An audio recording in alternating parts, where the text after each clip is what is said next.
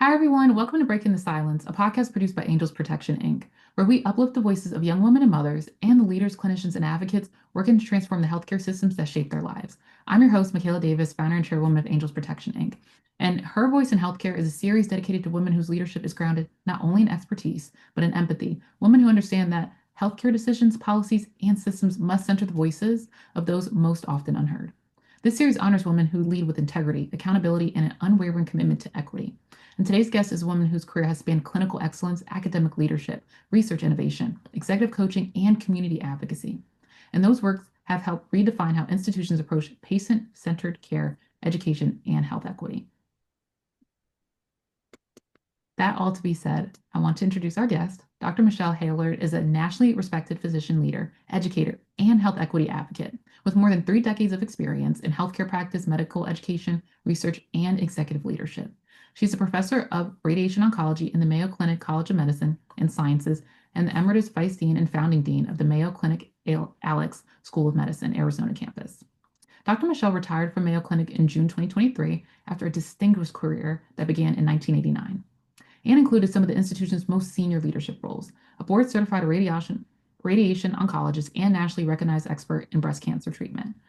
Dr. Michele chaired the Department of Radiation Oncology at Mayo Clinic in Arizona, served as the first cancer center director as Mayo achieved NCI-designated comprehensive cancer center status, and spent 8 years on the Mayo Clinic Executive Committee and Board of Trustees.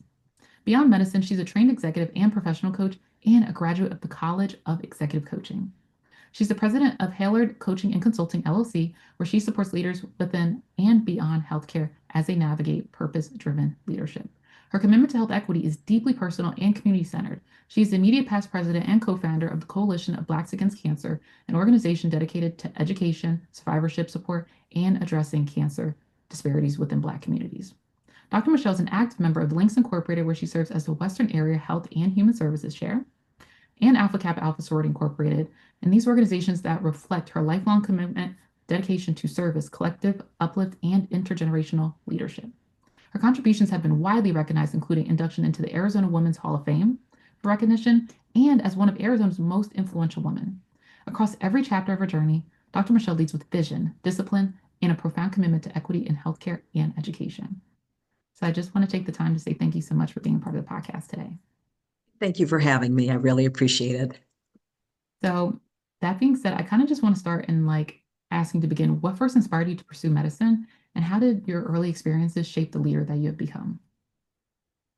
I was inspired to pursue medicine through the encouragement of my mother, actually. I thought I wanted to be a teacher, and my mother taught at the college level. And she's like, "You don't want to grade papers. Why don't you go into medicine?"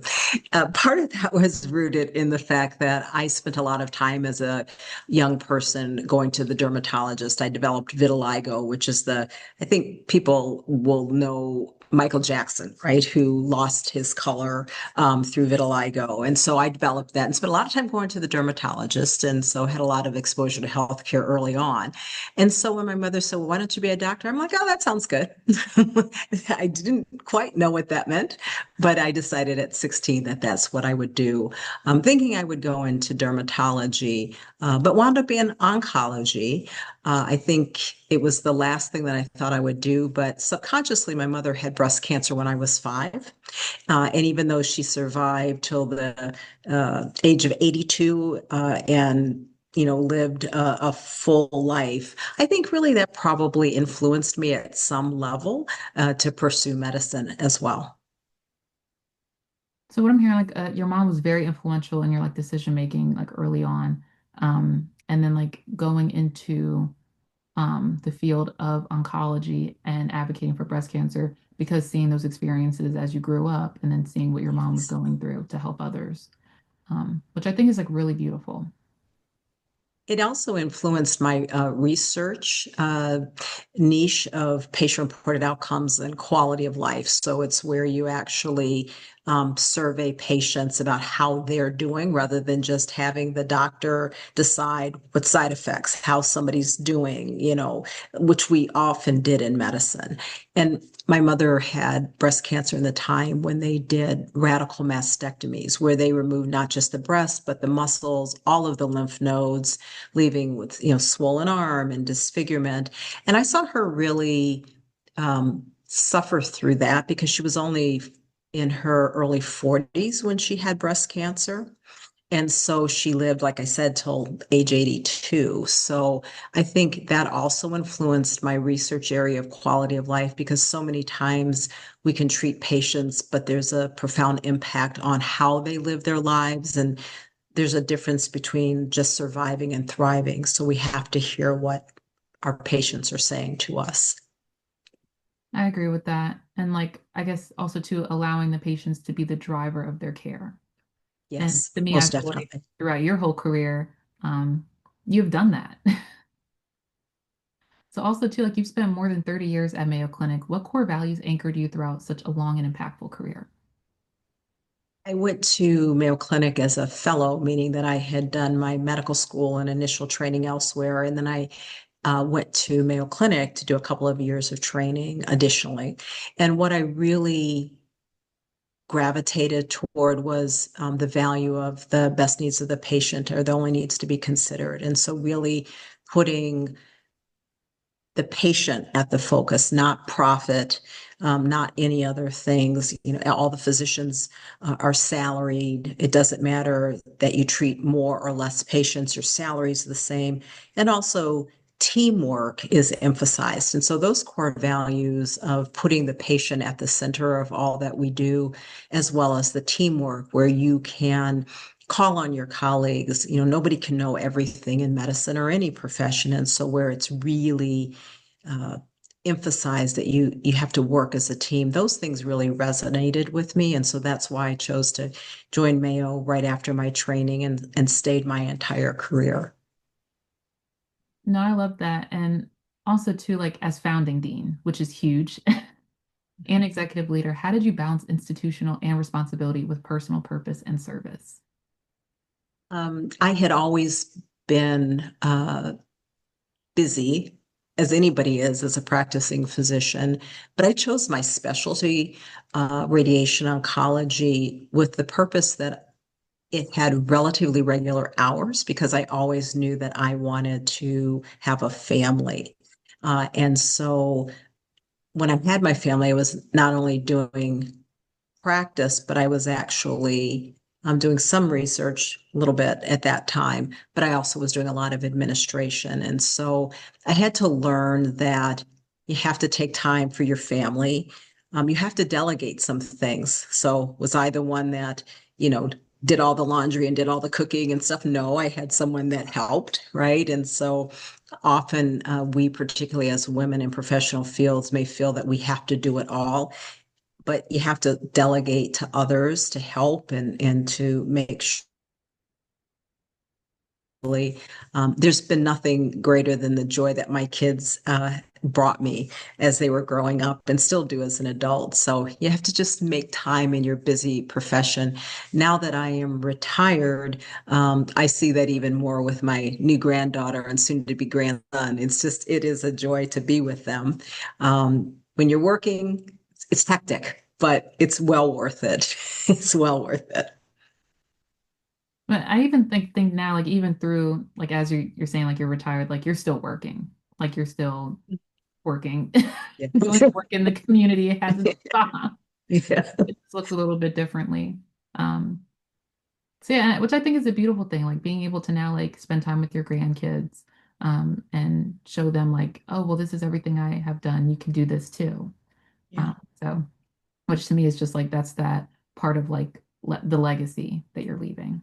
Yeah, there's still a lot of work to be done in the community. So even though I've retired, I'm busy now, not quite as busy as when I was working, but there's still a lot to be done. And, I feel that for those of us who've been blessed to be able to have an education, have knowledge, lead a good life, we have a responsibility to make sure that others are able to achieve the same thing, to help them when we can. And so that's why I continue to do my volunteer work in different capacities, and probably will never give that up. So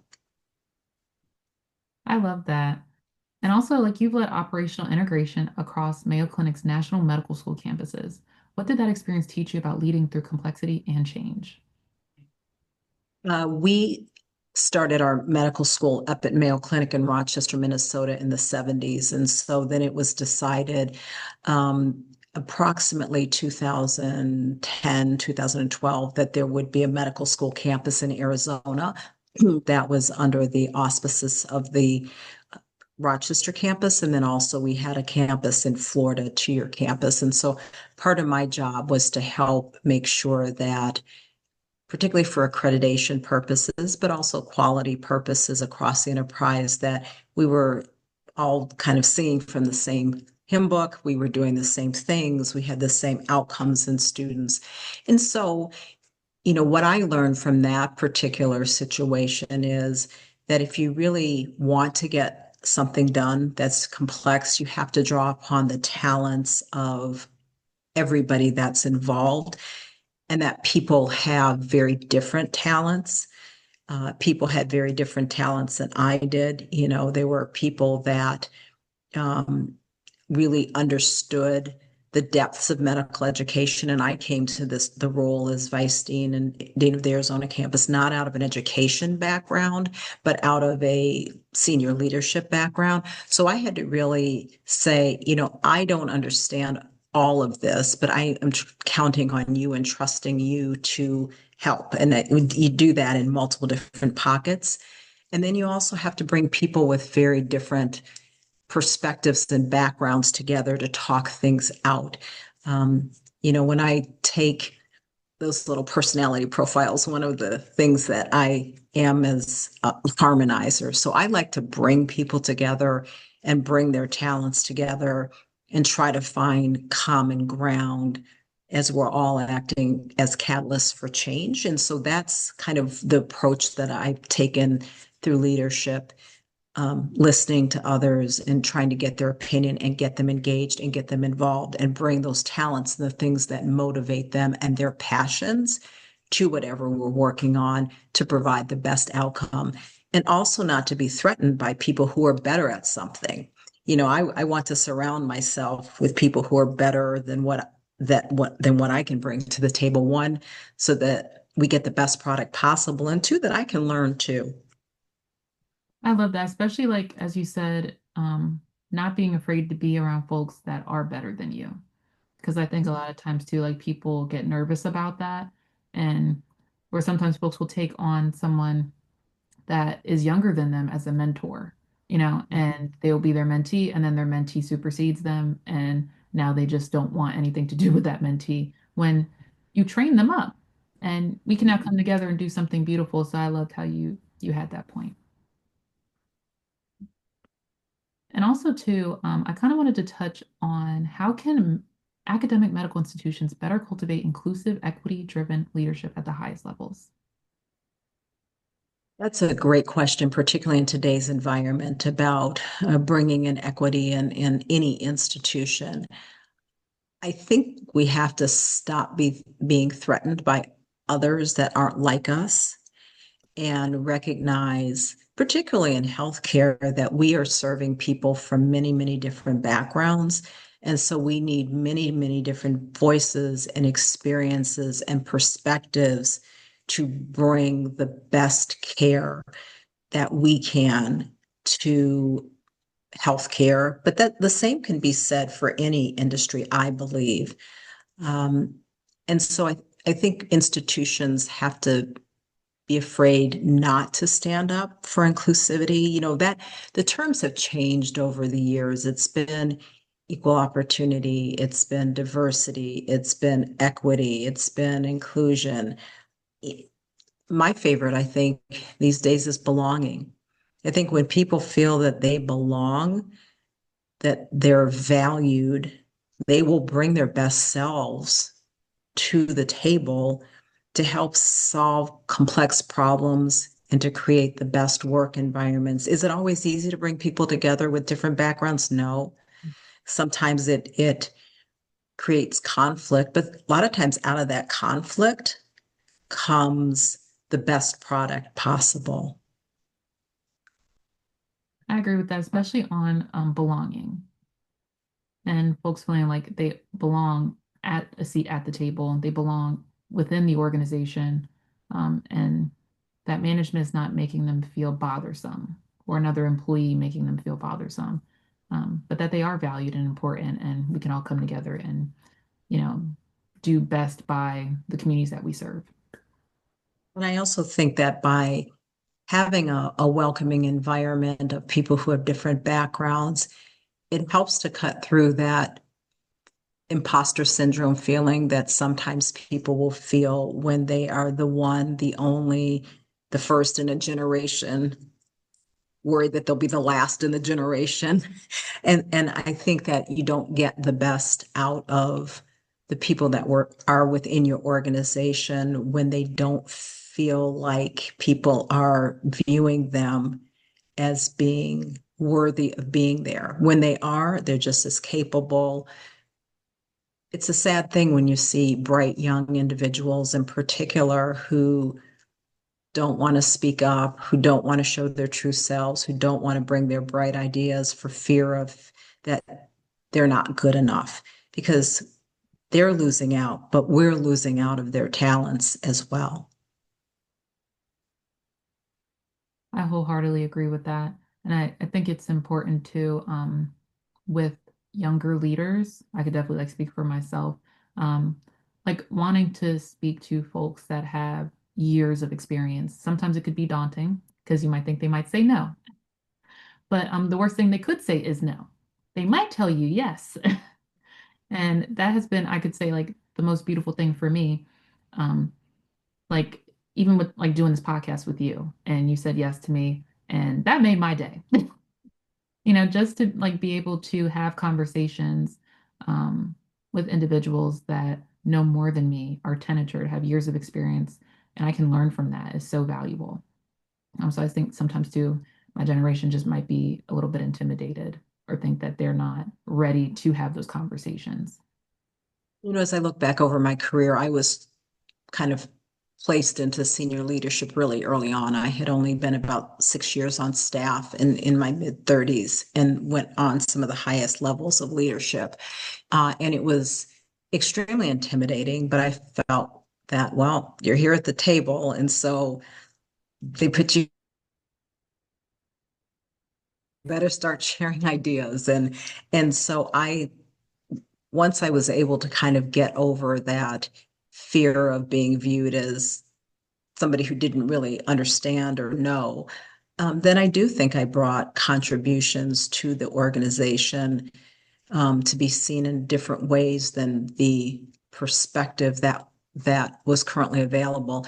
One example was I was on our local board of Mayo Clinic in Arizona, and was the only female on the board and only female physician on the board, and was able to really talk the board into starting a Center for Women's Health, which 30 years later is still going and doing well and providing care for patients. And so, did it take some convincing? Yeah, it did. But I don't know that we would have gotten there had I not been able to kind of push and kind of force the issue and just stand up for what I felt was right at that time. No, I love that. And the fact that you stayed, even though you were the only female physician. Because some probably would have said, you know what, I can't do this. This is too much. This is too many men in this room. But you said, no, what, I'm going to stay here and I'm going to contribute and I'm going to give my ideas because I know that I have a purpose and I'm going to live in that. And I feel blessed that you did that, because it gives me hope. And then it helps the younger generation to say, well, okay, she did it. I can also do it too. And, when you're the first or the only, and particularly when you're a person of color, you do put a lot on your shoulders, that perhaps other people don't put on you. But quitting was non-negotiable, right? Because I knew that if I quit, somebody else that looked like me or had my background might never get a chance. Mm, And so it's unfortunate that we put that weight on our shoulders, but many of us do, because when we arrive at the table, we want to make sure that we're going to help try to make sure that we're not the only seat at the table in the future, or that those doors aren't closed to others who may want the same opportunity. I agree. And also, too, that kind of goes into you co-founded the Coalition of Blacks Against Cancer. What motivated that work and what impact have you seen at the community level? So one of my colleagues and I that work for Mayo, he was director of community outreach, Marion Kelly. He and I were having a conversation one day about the fact that we weren't in our institutions seeing a lot of people of color, and that we really felt an obligation to help our community in the greater Phoenix metro area. I began to see more African American women who said, I don't see other people that look like me that have survived breast cancer, because that's how we started the Coalition of Blacks Against Breast Cancer.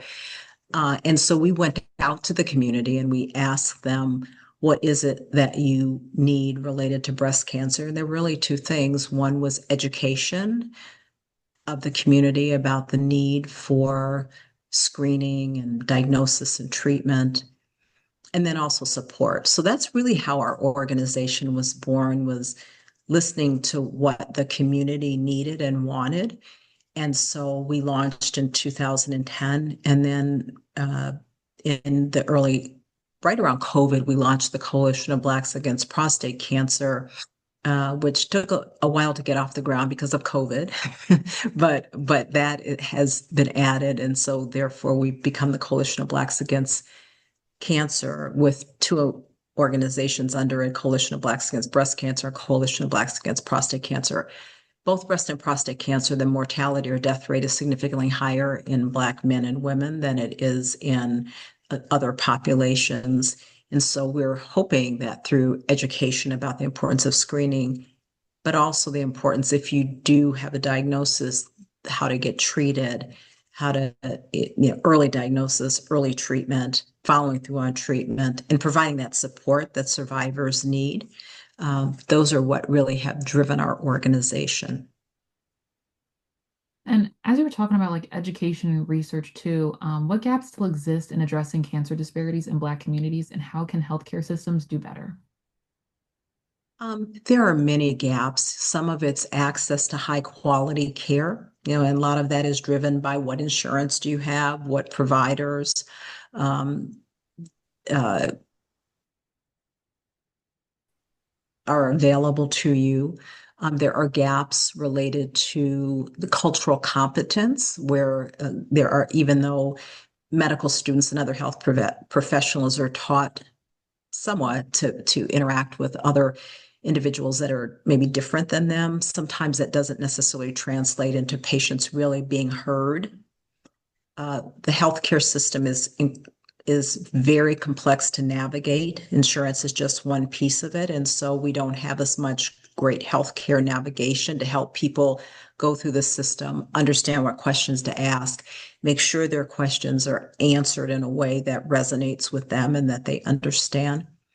And another gap is research. There within the Black community, there's still a lot of trauma from some of the things that have happened in the past, the Tuskegee experiments and other things where Black people were not treated fairly, and were not, their best interests were not taken into consideration. And so depending on what study you read, there may still be some, or there is still some reluctance to participate in clinical trials, although that's not necessarily found across the board. What we do find also sometimes is there's less willingness or less drive for some providers to even offer clinical trials or research trials to patients of color.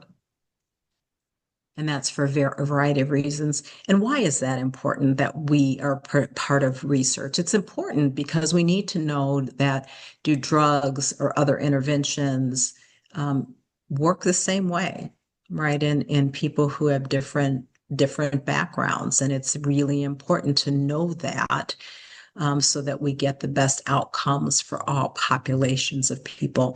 And I would say that a lot of the things that did not exist at the time of the Tuskegee experiments and other notable things in history that make people distrust the healthcare system related to research, there's a lot more oversight. There's a lot more guardrails that prevent the abuses that we saw in the future. So I always like to try to encourage people to be open to participating in research. I agree. And also, too, how do patient-reported outcomes influence clinical decision-making and improve quality of care? So patient-reported outcomes means, as I mentioned earlier, that you are surveying patients about how they are doing, that they're scoring their symptoms, their problems, etc., so that you can hear the patient voice. Because you may think that you know how a patient is doing as a provider, you may make an assumption, but until you ask those in-depth questions, you may make erroneous or misguided assumptions. And so hearing from the patient how a treatment is impacting them by an objective measure where you can tell if something is clinically significantly different from the way they started, that is so important because everybody experiences their disease processes, their treatments, their mental health, etc. Everybody's different. And so you cannot necessarily assume that your interpretation of how they are experiencing something impacts them. So, for example, if I said I had a pain in my leg and I said it was, oh, it's not too bad, but my quality of life instruments or patient reported outcomes instruments said, it's really impacting my life. I can't play with my grandchildren. I can't go for long walks. I can't go hike. That is very different than me saying, oh, it's not too bad, right? Which the doctor may ask you, but if you, or the nurse may ask you, or anybody else, but if you have this objective data, subjective data, right, coming from the patient, if you've got that, it helps the clinician ask more in-depth questions and get a better picture about what's going on with the patient. So that's why my research focused on using these types of instruments within the clinical practice to improve care. I agree. And I think like using patient-reported outcomes is really important. And are there any ways that folks could learn a little bit more about that? So if you actually were to Google patient-reported outcomes, there's a number of different references that really refer to it now. And it's become over the last decade much more mainstream. When I started in close to 2 decades ago, there wasn't a lot, and you were still fighting with people to get them to understand that patient-reported outcomes were credible. It's like it's not objective. No, that's the point. It's subjective, but there is objective measurements there are measurements that you can use to determine and statistics behind it whether something is significantly different. But I think although not everybody is using it in clinical practice, many research trials have incorporated patient-reported outcomes into one of their endpoints, so that we know the.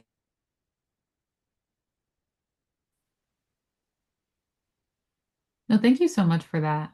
And now I kind of want to lead into um, the work you're doing now as being retired, which I know that you're happy to do. Um, as the Western Area Health and Human Services Chair for the Links Incorporated, how does collective service strengthen health equity efforts? So the Links Incorporated is an international organization of African American women in over 300 chapters that are really focused on improving the lives of the Black community. And so we have uh, five main thrusts: services to youth, national trends and services, international trends and services, the arts, and health and human services. And so within the Western area, we have now 62, soon to be 63 chapters where we are all delivering health-related programming in alignment with our national strategic direction.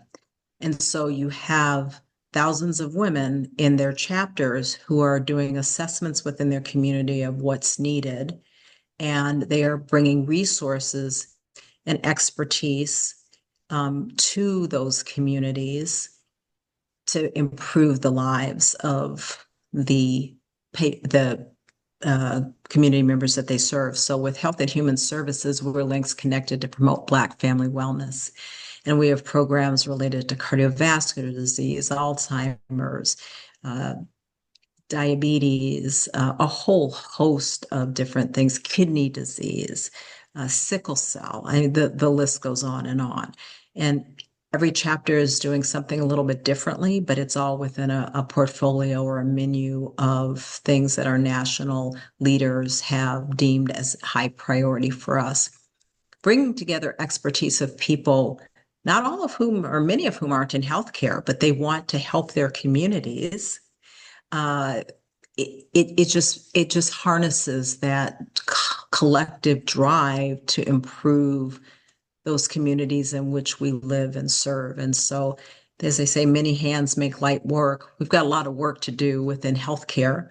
We've got a lot of work to do in many arenas. And so when you bring a group of committed women together who are passionate about serving their communities, it really makes a difference. Our national organization has been going since 1946.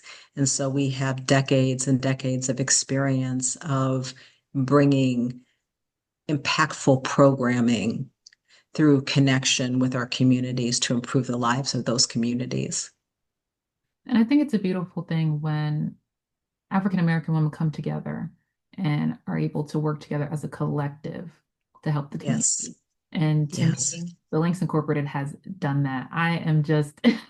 so fond of the work you guys do. And then I also want to kind of touch on like you being in the role of the Western Area Health and Human Services Chair.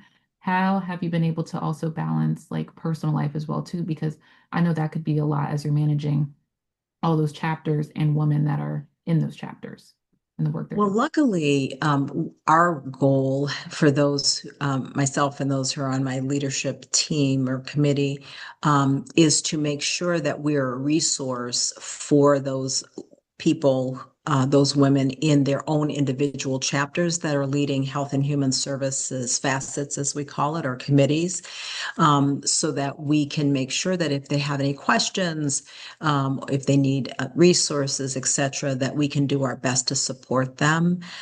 So luckily it is a volunteer organization, so it's not as much as full time. So I'm not working as hard as I was when I was a physician. So so it allows me to do that and the other things that I'm involved with. I love that. And also too, how has Sisterhood through the Links Incorporated and Alpha Kappa Alpha Sorority Incorporated shaped your leadership philosophy? There's nothing like bringing together a group of talented Black women to be inspired in both of those organizations. There are so many amazing women who have brought their time, talent, and treasures into the organization to make an impact. So it's inspiring. You know, I learn from those women every day, and I'm amazed at what they accomplish. And also, as you mentioned, you know, bringing everybody's perspectives to the table to help solve problems really makes a better product in the end. And I constantly am amazed and sit and say, I never thought about that. That's a great idea. It just makes the work so much better. And we need all of that talent to address the many, many, many problems that all of our communities have. I agree. And also now too, you're the coach and senior leaders across sectors. You've done that throughout your career. So what leadership challenges do you encounter most often and how do you help leaders grow through them? So some of the leadership challenges that I see in some of the clients that I coach are how to lead through the complexities of change, right? How do you help people navigate through uncertain times, which I think all times always seem uncertain, but I think we really are in a really big time of uncertainty. Healthcare is getting more complex, and I coach within healthcare and outside of healthcare. As you mentioned, healthcare is more complex, other industries are more complex. And so helping people and the people I coach in general or have others that report to them or others that they work closely with, helping people to really kind of navigate through that. I also think the other piece is how do you navigate through your work role and help to make it in concert with who you are as an individual? Because everybody brings different leadership temperament, personality, skills, and abilities to the table that make them unique, and helping people kind of recognize what those strengths are, and how those strengths can be beneficial, but also if they're overused, how they may not be beneficial to their leadership, is something that I often work on. And then just really balancing how do you help protect your own mental health. I am not a health and wellness coach. However, you have to really think about how do you, as a leader, um, figure out what's most important for you, not what other people think should be important for you, but what do you really feel is congruent with your values in order to sustain leadership for the long term. I agree. And I also kind of wanted to touch on what advice would you offer women navigating leadership in medicine and academia today? Find your tribe. You know, when you are a leader, and particularly a woman leader, there's, depending on the setting that you're in, there may not be a lot of other people that look like you, that are, there may not be another lot of other women. And even if there are, they may not all agree with you, but everybody needs a support system. Everybody needs somebody that is safe, that you can talk to, that you can share your concerns, your fears, your triumphs. And that may look different for for other people. So for some people, it's their family. For some people, it's their girlfriends. For some people, it's their colleagues at work. The other piece of advice that I would give people is you can do more than you actually think you can do. I think for every leadership role that I've had, people have pushed me to pursue it because I may have been kind of aiming lower, and they have pushed. And it takes a while to build that muscle when you go into a new role. But you have to keep learning and believe that you can do something, even if you have never done it before. And so don't be fearful. And I tell younger individuals, if you're doing something and it just seems like a piece of cake and you got it all down, you may not be pushing yourself hard enough, right? If you're not feeling any challenge, that may be the indicator that you're not stretching and growing and learning something new. No, I love that, especially like to the point of like if you're not feeling that push, that you're not pushing yourself and to work through that challenge. And also too, like when you reflect on your career, what legacy do you hope to leave for the next generation of women leaders? Um, I, there are a lot of things that have helped to start, but that's not necessarily the legacy that I want to leave. What I want to leave, hopefully, is that people saw an example of someone that tried to help others be their best, that someone that was there to listen to others, and someone who really wanted to be a catalyst for change, while supporting those who are on the front lines of changing. So that's my legacy. Not one particular, or the importance of being there to support others. I love that being able to support others, I think is really important. Um, And I think the legacy that you're leaving is amazing Oh, thank because I am you. just in awe of all the work you've done and you're continuously doing still, even through retirement. Even through being retired. I love the word retired. I aspire to be retired. As people told me when I was retiring, it's not retirement, it's preferment. I'm like, I like that.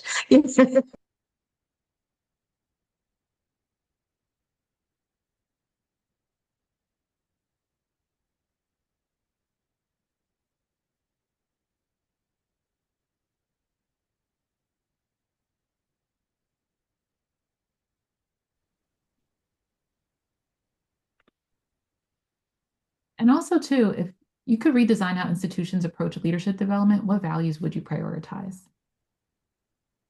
Oh, that's a great question. So, how to leadership development? Um, I think that I would love to see institutions invest in developing leaders. There's multiple ways. Rarely do you learn all that you need to know by sitting in a classroom, but really being more proactive in helping to sit down with employees and understand what their goals are in their career on their leadership journey and help to proactively design opportunities for them to acquire the skills that they need that will help them achieve those goals. And also to perhaps do away with the concept that somebody may be too young to achieve a certain level of something, but it's more skill based, the things that they actually need skill wise, not chronologically. So I think a more proactive, open posture and helping people achieve their leadership goals that are in concert with who they are as individuals. I agree. And also, too, like what message do you want young women, especially those entering medicine or academia, to carry forward? Medicine and academia, those aren't easy careers. And there's going to be days when you wonder why you're doing it. I remember one of our board of trustees, I had her speak to a group of female physicians, and she said her grandmother always used to say, honey, it's okay if you fall flat on your face as long as you're moving forward. So you go down, you're moving forward. You get back up, you fall down again, your head's going forward, right? And then another trustee said, you can have it all, but not necessarily all at the same time, right? So when you look at your accomplishments, it's really kind of the sum of your career. It's not necessarily that you have to accomplish everything all simultaneously. It's going to take the totality of your career to see what those accomplishments are. So be kind and patient with yourself. I love that, especially on the point of being kind and patient with yourself. Um, and also, too, like how can listeners stay connected with your work and ongoing initiatives? I'm on LinkedIn, so they can look me up and happy to correspond with them. And also, too, I just want to say thank you so much for your extraordinary leadership, your unwavering commitment to equity, and your dedication to advancing healthcare and education with integrity and compassion. Your journey reminds us that true leadership is not about power, it's about purpose, responsibility, and the lives transformed along the way. And to our listeners, if today's conversation with Dr. Michele, which was amazing, resonates with you, visit angelsprotection.org to learn more about our work supporting women, young mothers, and future leaders through education, advocacy, and community care.